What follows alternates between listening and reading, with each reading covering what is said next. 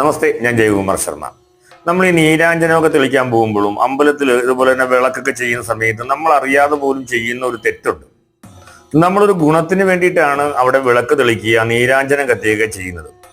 പക്ഷേ അതിനേക്കാൾ വലിയ ഒരു ദുരിതം നമ്മൾ അവിടെ നിന്ന് ഏറ്റുവാങ്ങിയിട്ടാണ് തിരികെ വരുന്നത്. എന്താണ് ആ ചെയ്യുന്ന തെറ്റെന്ന് നിങ്ങൾക്കറിയോ? നമ്മൾ ഇത്തരം വിളക്ക് കത്തിക്കുമ്പോൾ, പക്ഷേ നീരാഞ്ജനം തെളിക്കുമ്പോഴോ അല്ലെങ്കിൽ പുറകിലുള്ള വിളക്കുകളൊക്കെ തെളിക്കുമ്പോഴോ അല്ലെങ്കിൽ ഭഗവാന്റെ മുന്നിലുള്ള വിളക്ക് നമ്മൾ തന്നെ എണ്ണ ഒഴിച്ചൊക്കെ തെളിക്കുമ്പോഴോ ഒക്കെ ചെയ്യുന്നൊരു തെറ്റാണ്. നമ്മുടെ കയ്യിൽ കരി പറ്റും. ആ കരി നമ്മൾ നേരെ എടുത്ത് നമ്മുടെ തലയിലേക്ക് തൂക്കും. അതായത് നമ്മളിലുള്ള ഒരു ദോഷം അവിടെ നമ്മൾ അഗ്നിരൂപേണ നമ്മൾ കളയുന്നതിന് വേണ്ടിയിട്ടാണ് ചെല്ലുന്നത്. പക്ഷെ വേറെ ആരോ അവിടെ കൊളുത്തിയിട്ട് പോവോ വിളക്കിന്റെയോ നമ്മുടെ വിളക്കിന്റെയോ ഈ കരി എന്ന് പറയുന്നത് എപ്പോഴും നമ്മുടെ ഒരു ദുരിതത്തിന്റെ ഭാഗമാണ്. അതെടുത്ത് നമ്മുടെ തലയിൽ തന്നെ നമ്മൾ തൂത്തുകൊണ്ട് വരും. മറ്റൊന്ന്, വേറൊരാൾ കത്തിച്ചു വെച്ച വിളക്കിൽ നിന്ന് നമ്മൾ ദീപം പകർന്ന് കത്തിക്കും. ഇത് രണ്ടും നമ്മൾ